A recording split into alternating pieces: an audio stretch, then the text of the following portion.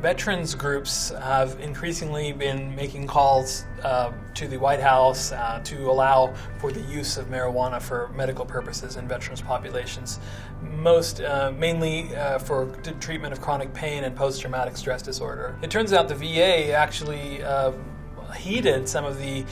messages that these groups were putting out there and passed a policy at the highest level which allowed patients who live in medical marijuana states, veterans who are using marijuana medicinally in states that allow it,